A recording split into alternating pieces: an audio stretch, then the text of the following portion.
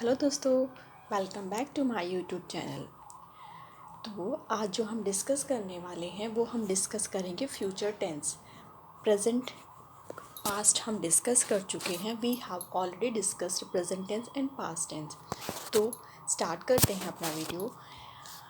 Future tense जैसे मैंने आपको बताया था 4 सब पार्ट्स होते हैं इसके। फर्स्ट होता है simple future tense, future continuous tense, future perfect tense और फ्यूचर परफेक्ट कॉन्टिन्यूअस टेंस। पूरे फ्यूचर टेंस में विल और शैल दो ही हेल्पिंग वर्ब यूज़ होंगी और बस इनके साथ कुछ ना कुछ ऐड होता चला जाएगा। ठीक है, एक चीज़ और देख लेते हैं। जो हमारा फर्स्ट पर्सन होता है उसके साथ हम शैल यूज़ करते हैं, सेकंड और थर्ड पर्सन के साथ हम विल यूज़ करते हैं। कैसे, अभी देखते हैं।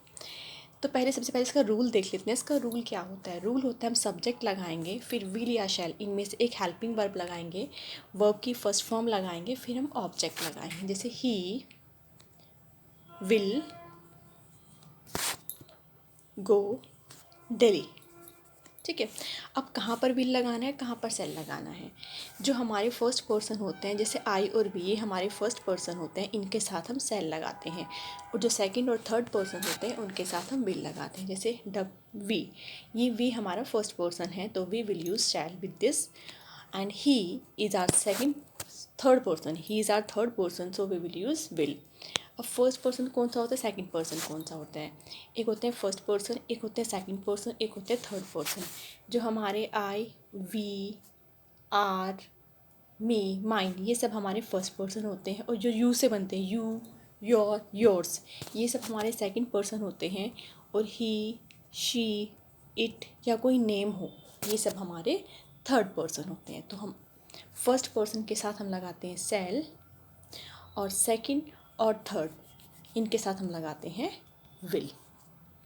पूरे फ्यूचर टेंस में ये तो होगा ही होगा।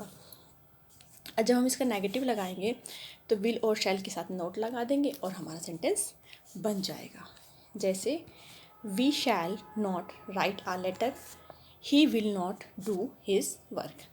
जब हम इसका इंटेरोगेटिव बनाएंगे तो जो हमारा विल सेल होगा वो स्टार्टिंग में आ जाएगा, आफ्टर दैट सब्जेक्ट आएगा, फिर वर्ब आएगी, फिर हमारा ऑब्जेक्ट आएगा। जैसे shall we write a letter, will he do his work. अब फ्यूचर कॉन्टिन्यूस में कैसे करेंगे? उसका अफर्मेटिव का एक मैंने बताया था, विल और शैल तो सब में यूज़ होगा, वो कुछ एक्स्ट्रा लग जाएगा। तो एक्स्ट्रा क्या लगेगा? B E. तो अफर्मेटिव में क्या यूज़ करेंगे? सब्जेक्ट प्लस विल बी या शैल बी प्लस वर्ब की फर्स्ट फॉर्म में आई एन जी लगाएंगे, क्योंकि कॉन्टिन्यूस है तो आई एन जी लगाएंगे प्लस ऑब्जेक्ट लगाएंगे। और जब इसका नेगेटिव लगाएंगे तो हम जो दो चीज़ यूज़ करें, जैसे विल बी यूज़ करें तो इनके बीच में नॉट लगेगा, will not be, shall not be, और वर्ब की फर्स्ट फॉर्म में हमारा आई एन जी लगेगा। जब हम इसका इंटेरोगेटिव बनाएंगे तो हमारा जो विल बी शैल बी है ना, इसके बीच में सब्जेक्ट आएगा। दैट मीन्स यहाँ पर will subject be, shall subject be, इसके बीच में आएगा। देखिए इसके एग्जाम्पल समझेंगे हम। She will be writing a letter, subject helping verb, verb की फर्स्ट फॉर्म में आई एन जी और हमारा ऑब्जेक्ट। फिर जब हम नेगेटिव बनाए तो विल और बी के बीच में हमने नॉट लगा दिया। जब हम इसका इंटेरोगेटिव बनाए तो जो विल है, विल और बी इनके बीच में हमारा सब्जेक्ट हमने यूज़ किया she.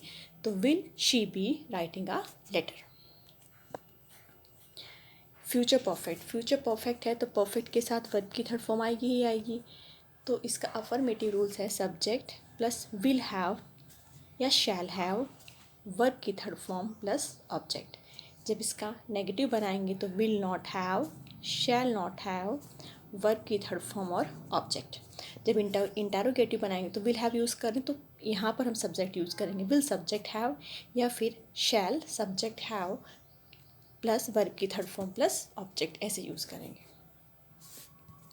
She will have written a letter, you will not have. जब नेगेटिव यूज़ करते हैं तो विल हैव या शैल हैव के बीच में नोट लगाएंगे। शैल हैव ये है बीच में सब्जेक्ट, तो shall we have cooked food. Future perfect continuous है तो वर्ब की फर्स्ट फॉर्म में आई एन जी आएगा। यहाँ पर ये वर्ब की थर्ड फॉर्म नहीं आएगी, वर्ब की फर्स्ट फॉर्म में I N G. Will have हम पहले से यूज़ कर रहे थे, अब फ्यूचर है तो विल शैल यूज़ होता है, परफेक्ट है तो will have shall have use होगा। अब कॉन्टिन्यूस भी आ गया है तो will have been shall have been. तो जो हमारा रूल हो जाएगा subject plus will have been plus shall have been plus verb की फर्स्ट फॉर्म में आईएनजी प्लस ऑब्जेक्ट। जब नेगेटिव होगा subject plus will not have been, shall not have been, verb की फर्स्ट फॉर्म में ING plus object. और will have been है तो यहाँ पर सब्जेक्ट आएगा, विल सब्जेक्ट हैव बीन या फिर shall subject have been plus verb की फर्स्ट फॉर्म में आईएनजी प्लस ऑब्जेक्ट।